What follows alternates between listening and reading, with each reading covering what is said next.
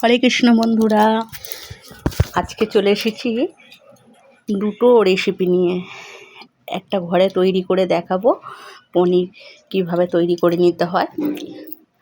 ঘরে পনির খুব সুন্দর হয়। নামি দামি অনেক ব্র্যান্ডের পনির খেয়ে তো দেখলেন, এবার ঘরে তৈরি করে খেয়ে দেখুন।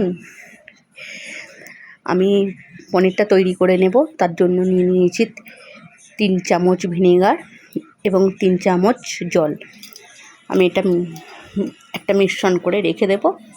দুধটা একটু গরম হয়ে উঠলে এটা আমি এবার ছানাটা কাটিয়ে নেব। একটু একটু করে পনির দিয়ে ছানাটা আমি কাটিয়ে নিচ্ছি।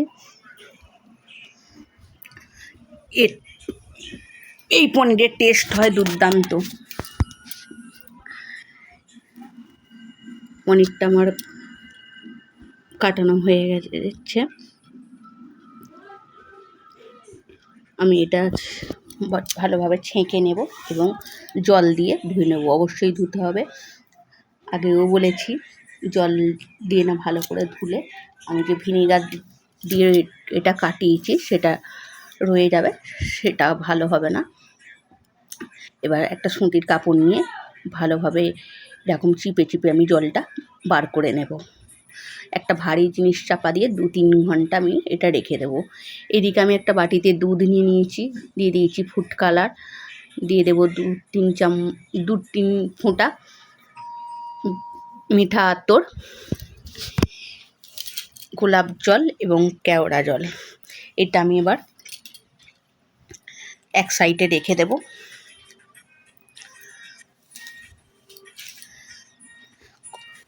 ঘরে থাকা উপকরণ দিয়েই খুব সহজে করে নেওয়া যায়। এটা আমি এবার এক সাইডে রেখে দিচ্ছি।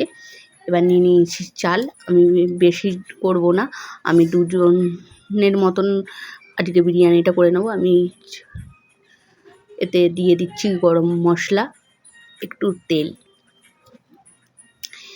ভাতটা হতে থাক, আমি এদিকে কড়াতে জল দিয়ে দিলাম। এর মধ্যে দিয়ে দেব লবণ এবং হলুদ, দিয়ে আমি সয়াবিনটা সিদ্ধ করে নেব। এদিকে আমি মিক্সিং জার নিয়েছি 1 ইঞ্চি আদা, একটা টমেটো, একটা লাল লঙ্কা, 2টো কাঁচা লঙ্কা। এবার সয়াবিনগুলো আমার সিদ্ধ হয়ে গেছে, আমি এবার সয়াবিনগুলো তুলে নেব। এবার ওই কড়ার মধ্যেই দিয়ে দেব আলুগুলো দিয়ে আমি একটু সিদ্ধ করে নেব। এদিকে আমি কড়া বসিয়ে দিয়ে এদিকে পনিরটা আমি কেটে নিচ্ছি। পনির আমার রেডি হয়ে গেছে, আমি 2-3 ঘন্টা রেখে দিয়েছিলাম। পনিরটা দেখো কত সুন্দর হয়েছে। এবার আমি কড়ার মধ্যে দিয়ে দেব সাদা তেল, দিয়ে আমি পনিরটা ভেজে নেব। এর মধ্যে একটু লবণ, সামান্য একটু হলুদ দিয়ে লাল লাল করে ভেজে নিয়েছি।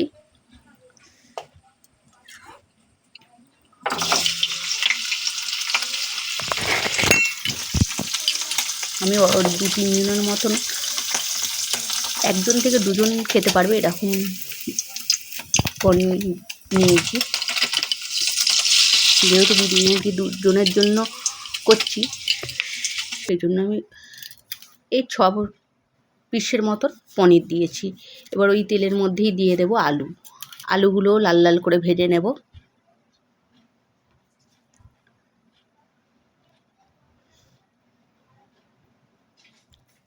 আলুগুলো ভাজা হয়ে গেলে এগুলো আমি এবার তুলে নেব।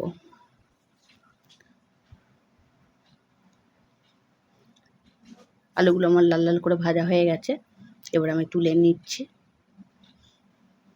তুলে নিয়ে ওই তেলের মধ্যেই দিয়ে দেব সয়াবিনগুলোও আমি ভেজে নেব।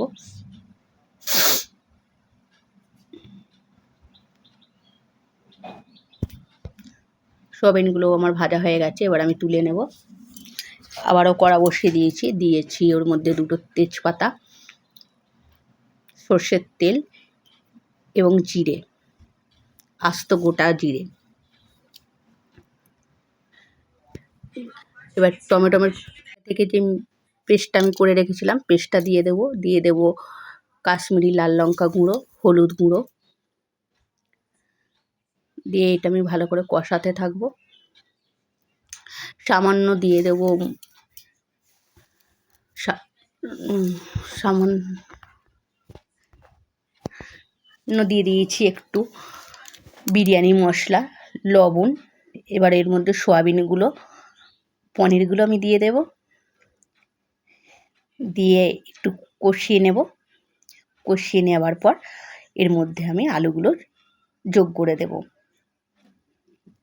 দিয়ে দিচ্ছি একটু জিরে গুঁড়ো, একটি ধনে গুঁড়ো। আলুগুলো দিয়ে এবার আমি ভালোভাবে কষিয়ে নেব। সয়াবিন পনির আলু রেডি। এদিকে আমি এবার একটা হাঁড়ি বসিয়ে দিয়েছি। হাঁড়িটা তেল ব্রাশ করে নিয়ে ওর মধ্যে সয়াবিন পনির আলু দিয়ে আমি উপর থেকে ভাত দিয়ে দিচ্ছি। আমি আগেই বলেছি আমি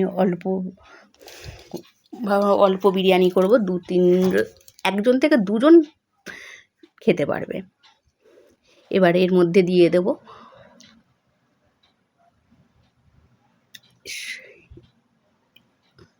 বিরিয়ানি মশলা, ঘি দিয়ে আবারও আমি এর মধ্যে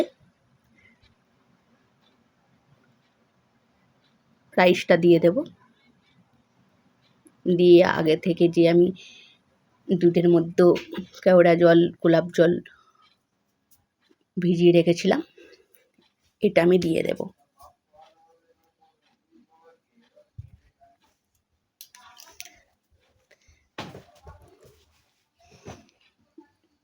দিয়ে এটা আমি 5 মিনিট দমে বসিয়ে নেব। একটা তাওয়া বসিয়ে নিয়েছি, দমে 5 মিনিট রান্নাটা আমি করে নেব। বিরিয়ানিটা দেখুন কত সুন্দর হয়েছে, একটাও বিরিয়ানি ভাঙেনি।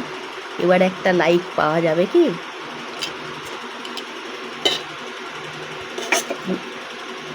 দেখলে হবে, খেতে হবে। তো আমি বিরিয়ানিটা একটু বেড়ে